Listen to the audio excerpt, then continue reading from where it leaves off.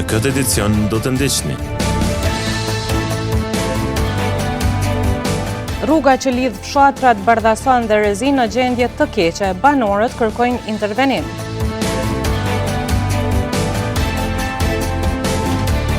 Banorët e rrugës Tahir Efendia e Përmet Bula kërkojnë që rruga të ketë qarkullim vetëm në një kohje.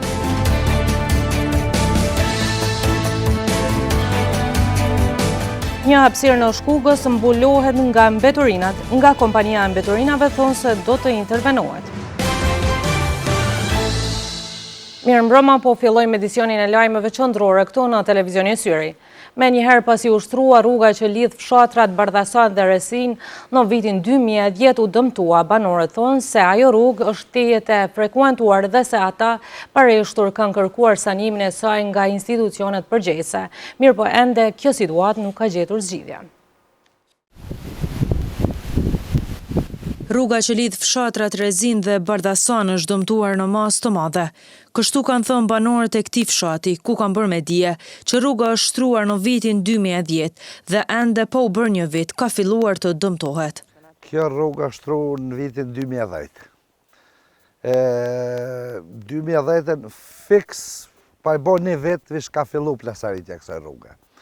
Kjo rruga është shtruar jo në mënyrë adekuate që është duhen më shtru rrugë, që është duhen më bon punimet, projektet e kemi bë vetë, komunja në ka shtru, ish kryetari i komunës pa leka në atë kohë, edhe aje pranon që këtë rrugë ka shtru veç sa të munu me nxjerr ta banor, ta 200 banor pe lloqit, ama nuk ka kry punë, veç shkele shka. Me qenë se kjo rrugë është mjaft e frekuentuar, banorët I bëjnë thirrje komunës që të fillojë me rregullimin e saj, pasi që dhe kërkesat e banorëve drejtuar komunës kanë qenë të shumta, por nuk janë marrë parasysh. Që ka rrugë I lidh 4 fshatra, Vraniq, Dublibare, Bardhason, Rezin. Do më thonë që ka rrugë është gati si magjistrale që lidh për përzërit njerëz që vinë mujnë me kalu këtu, me kalu për Prishtinë, për Klinë. Kjo është rrugë shumë me rëndësi, pse është met në fatin e nuk dijes vetë. Gjithashtu edhe ne kemi kërkuar nga komuna Gjakovës një përgjigje lidhur me këtë çështje për të kuptuar nëse komuna do të ndërmarrë diçka, por që ende nuk kemi marrë një përgjigje. Një tjetër shqetësim ndajnë banorët e rrugëve Tahir Efendia e Përmet Bula. Në atë rrugë qarkullimi I makinave është 2 kahor. Ata thonë se kjo është e pamundur për shkak të hapësirës të ngushtë të rrugës. Në lidhje me këtë çështje, ata kanë dorëzuar në komunën e Gjakovës edhe peticion, ku kanë kërkuar ndalimin e qarkullimit në njërin drejtim. Edhe pse hapësirë ka vetëm për një makinë, në këtë rrugë nuk është vendosur rregulli për kalim një kahor. Aty qarkullimi është I hapur në të 2 anët. Banorët e kësaj rruge thanë se vazhdimisht kanë bërë kërkesa që kjo rrugë të ketë ndalim të qarkullimit në një kohje, pasi sipas tyre në këtë rrugë asnjëherë nuk ka pasur qetësi. Është e pamundur sepse me qenë 2 kahje.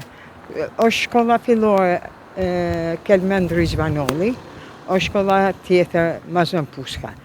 Po ndryshe, pas luftës, së pari ka qenë rruga që bra 2 kahje, sepse është rrugë drejt.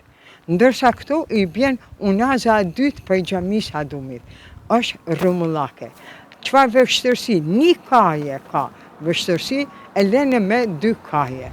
Edhe pse kërkesa jonë ka qenë edhe vite përpara, për më bo një kahje, po ka ranë në vesh të shordhët. Rreth 70% e banorëve të 2 lagjeve janë bashkuar me kërkesën e vetme, kthimin e kësaj rruge me qarkullim një kahor. Për shkak se shumë ka pas aksidente dhe nuk ka qenë shumë rrugë ngushtë për më bo 2 drejtimshë. Kështu që morëm iniciativën me Shqipe Vetellarin dhe profesoreshën që ishte më parë, po për me bo rrugën një kahore. Me numër të letë njëftimit dhe në nëshkimet aty, I mbledh mbi 70%.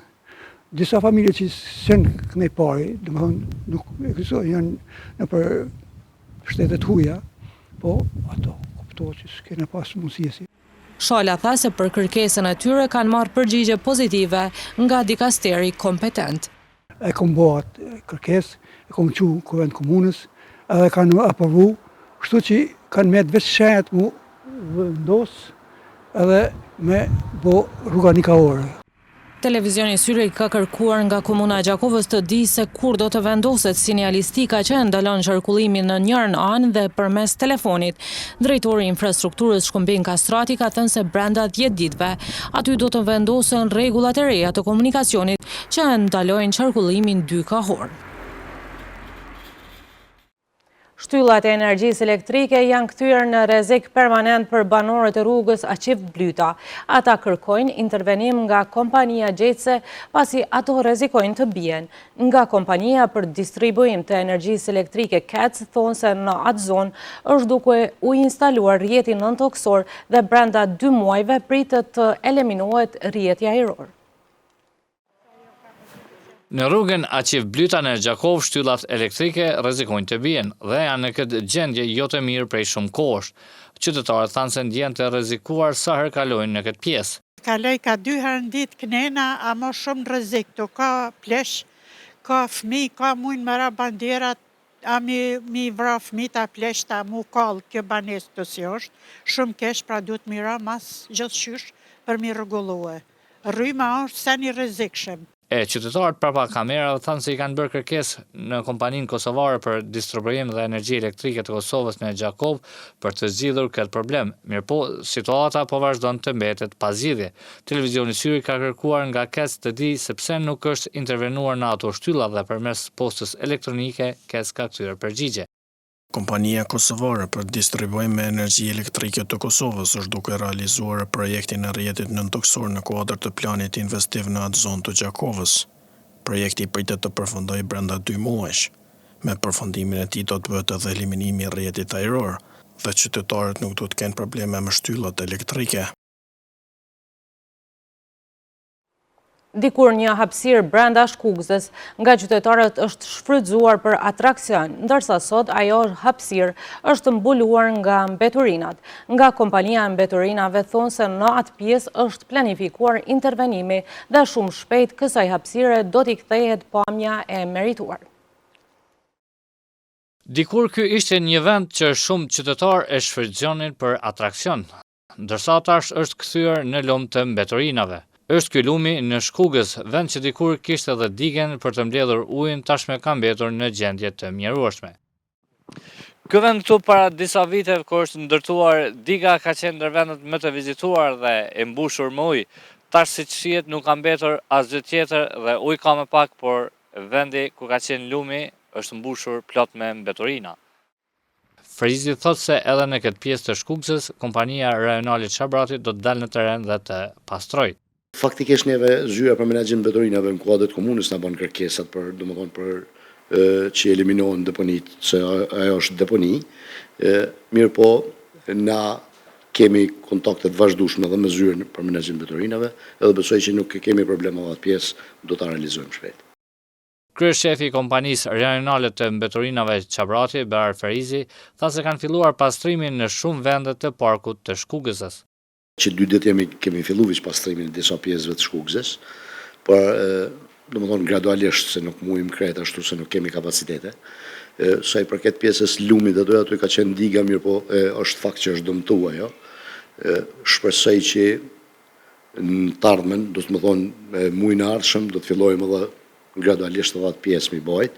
Ajo është pak pjesë më e zëshme, mirë po do të mundohem që mi pastru atë pjesë ashtu mi ardhi jeshia dhe ati vendi. Parku i Shkugës është ndër vendet që më së shumti frekuentohet nga qytetarët e Gjakovës, si për piknik dhe për shëtitje në natyrë.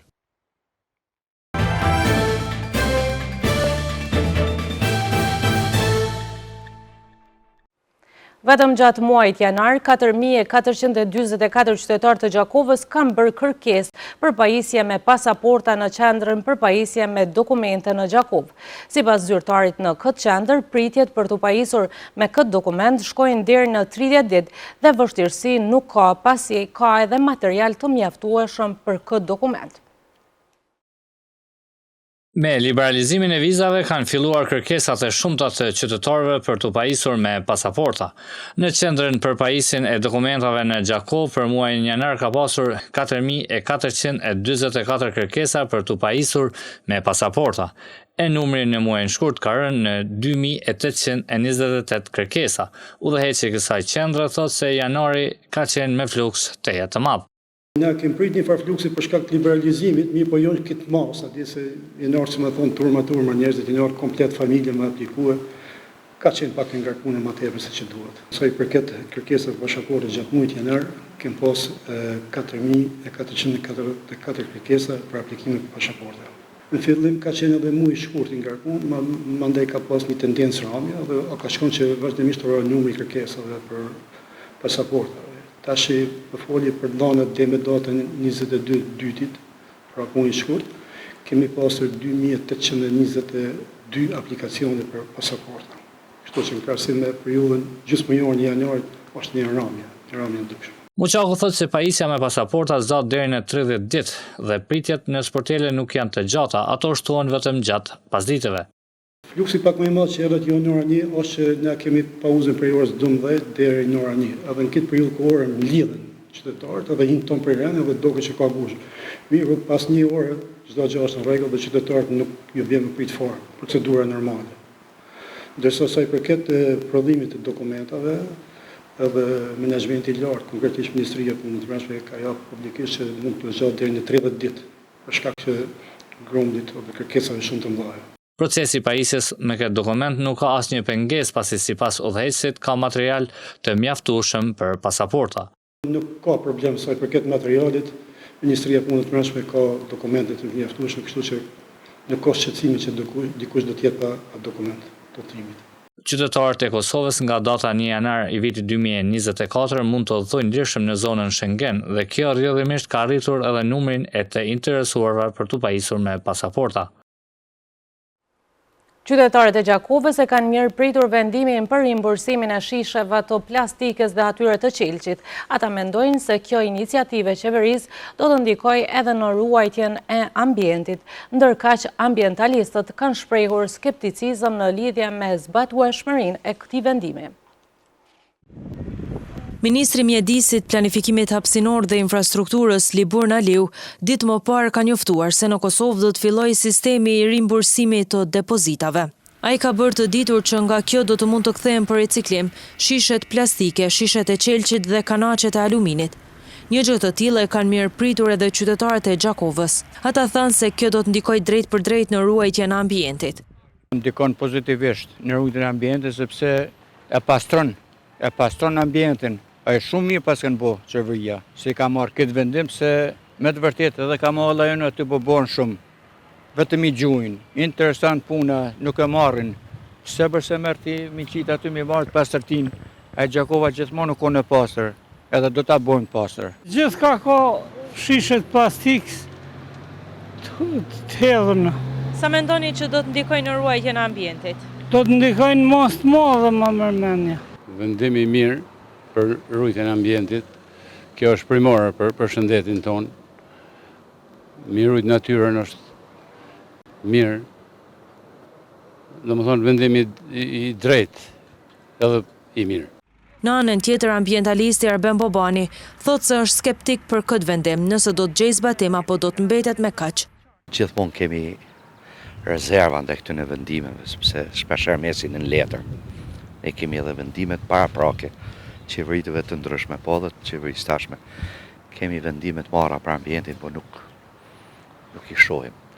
Pra, jo që jam pesimist në këtë rast, po jam skeptik për shkak të zbatimit këtij programi apo këtij vendimi. Na shumë moti kemi bërë kërkesa të tilla, ndoshta jo profesionale apo po për çata është edhe kjo mirëseardhje për neve, sepse kur të rimbursohet, pra të paktën kush din i kursen ose dikush bën një pikë grumbulluese ose të paktën s'kena më pas plastika në natyrë. Sistemi i rimbursimit të depozitave do tul ndjeshëm ndotje nga shishet plastike, shishet e qelqit dhe kanaqet e aluminit. Ky sistem njëherësh është edhe një mekanizëm ku konsumatorët paguajnë një depozit për produkte si shishe plastike apo të tjera dhe pastaj marrin këtë depozit përsëri kur e kthejnë produktin e zbrazët, ka thënë tutje ministri Aliu. Eksperti i çështjeve ekonomike Jakub Bellaqa thotë se çmimet e produkteve bazike në Kosovë janë ndër më të lartat në rajon. Kjo situatë e krijuar është si rezultat i inflacionit të trashëguar nga pandemia, si dhe lufta në Ukrainë, thotë ai, të ndjekim materialin e përgatitur. Trendi i rritjes së çmimeve po e vështirëson nga dita në ditë shportën e konsumatorit. Madje disa qytetarë po detyrohen të heqin dorë nga shumë produkte ose t'i sigurojnë me shumë vështirësi. E kjo situatë duhet të ndryshojë, kështu mendon Jakub Bellaqa, ekspert i çështjeve të ekonomisë. Zakonisht rritja e çmimeve shkon çdo vit në ekonomitë normale, në vendet që janë me ekonomitë zhvilluar, edhe që e kanë statusën edhe jo vetëm në ekonominë tonë që është ekonomi në zhvillim, mirë po shkon graduale, mirë po këtu se ka tip elementet janë sepse ne gjitha produktet bazike i importojmë edhe ngritja e çmimeve edhe inflacioni është i lartë zakonisht edhe në bazë të fakteve në terren është për produktet elementare, produktet bazike. Çmimet bazike janë më të larta se në rajon, që natyrshëm po rrezikojnë edhe mirëqenien e qytetarit. Prandaj çmimet duhet të jenë konkurruese dhe qeveria duhet të monitorojë monopolet e brendshme, thot Bellaqa. Këtu çmimet bazike edhe që e rrezikojnë shportën e konsumatorit edhe ekonominë familjare, edhe pa përballueshme janë për xhepin e qytetarit të Republikës Kosovës dhe nuk janë konkurruese, çmimet duhet të jenë konkurruese, në këtë rast shteti duhet të insistojë edhe ta ketë të ekonominë që ta ketë nën kontroll. Bellaqa thot se kjo situatë e krijuar është edhe si rezultati i inflacionit të trashëguar nga pandemia, si dhe luftës në Ukrainë. Ka ndikuar faktorë tjetër, rrethona tjera që para disa vite kur ka qenë pandemia, që është trashëguar dhe inflacioni, pastaj lufta në Ukrainë që 2 vite prapë si faktor tjetër, mirë po faktikisht edhe pse ka pas këto dy faktore, këto dy rrethona që janë krijuar, mirë për mënyrë të pandërgjegjur kisha më thënë që nëpër marketet i kanë ngritur çmimet enorm. Madje eksperti i ekonomisë thot se edhe çmimi i produktit elementar të qytetarit, siç është buka, është çmim i lartë, edhe pse tregtarët kanë arsyetimet. Edhe buka është e lartë, çmimi i bukës është e lartë. Faktikisht arsyeton gjëja që për shkak të shpenzimit të kostot transportit, edhe doganëve, taksave të tjera, ato janë shpenzime të varëse, është e vërtet mirë, po këtu ka çmime, marzhën e fitimit, domethënë kanë shumë të lartë. E marzha fitimit duhet të përcaktohet bazë ligjeve direktiva, për shembull, edhe duhet të ketë parasysh që shteti në këtë rast duhet të caktojë çmimet tavan dhe çmimet dysheme. Në përpjekje për të zbutur ndikimin e inflacionit, qeveria e Kosovës ka ndërmarrë disa hapa gjatë vitit të shkuar, por mirëqenia e qytetarëve vazhdon të mbetet e vështirë.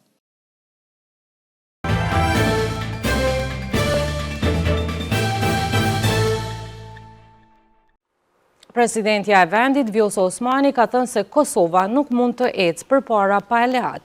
Ajo nuk ka dashur që të komentoj ftesën e të dërguarit të BE-s për dialogun Miroslav Lajçak për Kosovën dhe Serbinë për një takim për të diskutuar për çështjen e dinarit, por ka thënë se kjo është çështja e cila do të mund të zgjidhej në Kosovë dhe nuk duhet të shkaktonte kur mospajtime mes Kosovës dhe aleatëve të saj.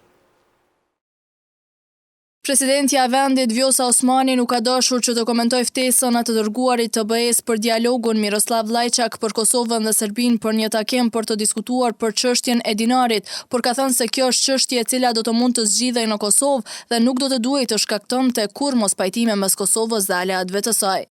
Unë inkurajoj të gjitha institucionet e Republikës së Kosovës, secilin që merret me politikë, që të bëjë çmos që këto relacionet dhe veçati me Shtetet e Bashkuara të Amerikës, me Mbretërinë e Bashkuar, me Shtetet e BE-s, që gjithnjë na kanë qëndruar pranë, ti konsiderojmë jo vetëm si të rëndësishme, po si ekzistenciale. Sipas saj, rregulloria e Bankës Qendrore të Kosovës ku ndalohet përdorimi i dinarit në Kosovë nuk është dashur të bëhet çështje fare. Kjo çështje mund të zgjidhet këtu në Kosovë. Në fakt nuk është dashur të bëhet çështje fare. Nuk është dashur të krijohet si kështu përplasje me aleatët tonë fare. Krahas kësaj, Osmani bëri të ditur se shumë shpejt KQZ-ja do të miratoj planin operacional për largimin e kryetarëve nga komunat në veri, që pastaj do të prodhonte zgjedhje të reja atje. Sipas saj, në këtë çështje duhet të ecet përpara pasi largimi i masave është i ndërlidhur me zgjedhje të reja në veri. Dhe besoj shumë shpejt KQZ-ja do të mblidhet për ta miratuar edhe atë që quhet plan operacional, që parashet datat e gjitha procedurave të tjera, përfshir edhe se kur do të mbahet largimi i kryetarëve. Sa i përket dialogut, Osmani tha se të njëjtin e ka dëmtuar mungesa balancimit nga ndërmjetësuesje. Procesin e dialogut më së shumti e ka dëmtuar mungesa e balancit, mungesa e ekuilibrit në këtë dialog, ku njëra palë, pra në këtë rast Kosova, është nën masa, tërësisht të padrejta, kurse Serbia përkundër aktit të agresionit nuk ka pësuar asnjë masë të vetme. Ajo foli edhe për zgjedhjet në Bashkimin Evropian. Në maj janë zgjedhjet në BE. Pas zgjedhjeve në BE do të kemi komisioner të ri, do të kemi zyrtar të ri të cilët edhe do ta marrin përsipër procesin e dialogut, sipas të gjitha gjasave dhe ndërmjetësues të ri, nga ajo që më është thënë nga vetë zoti Lajçak, i cili e ka mandatin deri diku në gusht, mos gabofsha. Ndërkaq Bashkimi Evropian ka përsëritur gjatë ditës së sotme se dëshiron të ndihmojë Kosovës dhe Serbisë që të gjejnë një zgjidhje për çështjen e përdorimit të dinarit serb në Kosovë pas hyrjes në fuqi të rregullores së Bankës Qendrore të Kosovës, që parasheh euron si valutë të vetme për pagesa me para të gatshme në shtet. Kështu shpreh Peter Sano, zëdhënës i BE-s për çështjet e jashtme dhe sigurisë. Gjatë javës së ardhshme pritet të mbahet takim në Bruksel pikërisht për këtë çështje.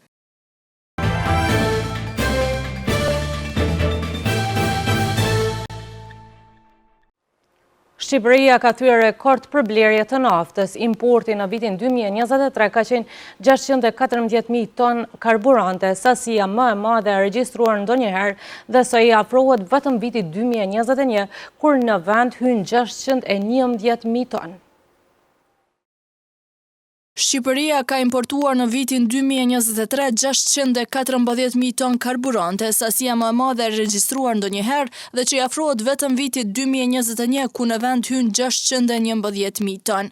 Sipas Euronews.al, arsyet janë të lidhura me kërkesën për konsum, kur në Shqipëri hyn një valë e madhe turistësh. Po ashtu edhe ulja e çmimit të naftës në pumpë në 190 lekë nga 250 që arriti në vitin 2022, ndikoi në prurje të mëdha të saj nga jashtë. Vitin e kaluar, gati gjysma sasisë së naftës erdhi nga India. Nga ky vend u importuan mbi 300.000 ton karburante, teksa importet me partnerët historik si Italia kanë pësuar ulje të ndjeshme. Shoqata e hidrokarbureve thonë se në Indi ndodhen rafineritë e mëdha të naftës dhe furnizimi po bëhet për arsye të çmimeve të pranueshme. Rritja e konsumit ka ndihmuar edhe në rritjen e të ardhurave në formën e tatimeve dhe taksave që vilen ndaj hidrokarbureve. Në statistikat vjetore të Ministrisë së Financave, ku nuk llogaritet nafta kontraband, Shqipëria ka importuar në vitet 2000 mesatërisht 340.000 ton karburante. Në dekadën e dytë, blerjet mesatare ishin 480.000 ton dhe pas vitit 2020, ato regjistrohen mbi 550.000 ton. Është rritur dukshëm interesimi i fëmijëve të moshave nga 12 deri në 15 vjeç për të marrë me fitness. Sipas trajnerëve të fitnessit, fëmijët në këtë moshë duhet të mbikëqyren nga trajnerët, sepse shumë lehtë mund të kenë deformime në strukturën trupore. Nga shumë ekspert thuhet se fëmijët duhet të merren me aktivitete fizike qysh në moshë të re.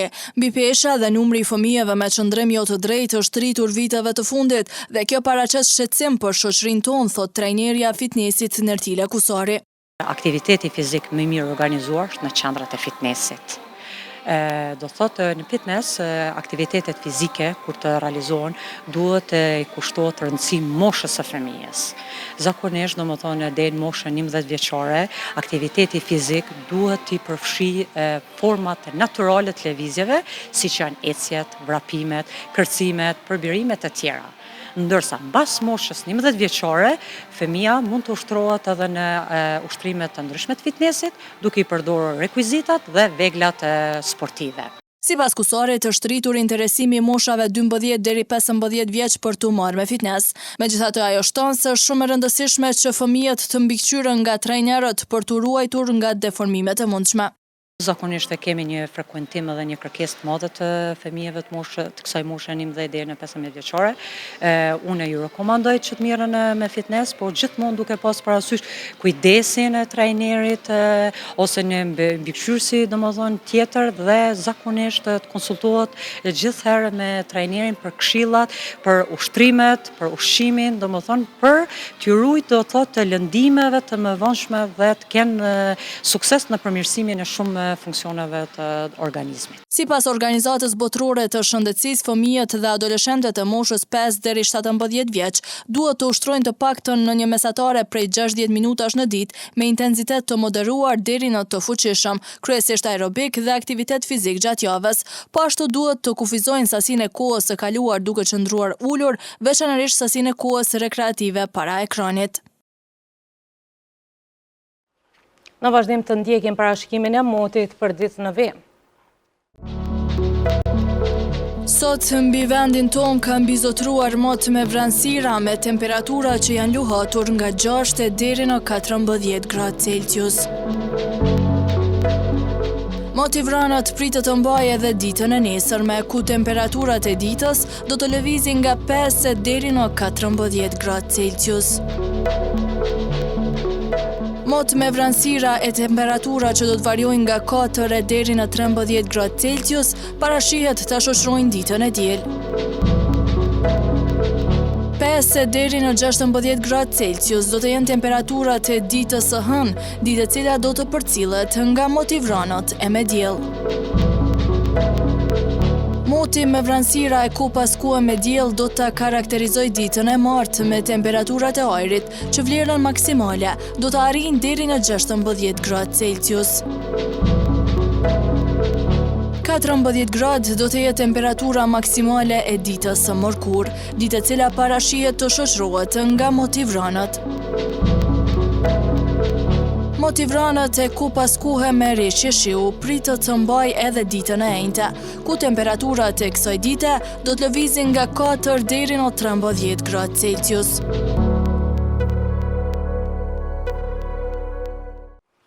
Për fund të ndjekim kryetitujt e këtij edicioni. Rruga që lidh fshatrat Bardhasan dhe Rezin në gjendje të keqe, banorët kërkojnë intervenim.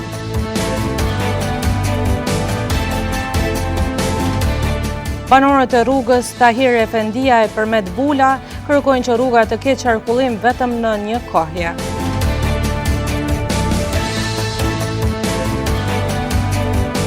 Një hapësirë në Shkugës mbulohet nga mbeturinat, nga kompania e mbeturinave thonë se do të intervenohet.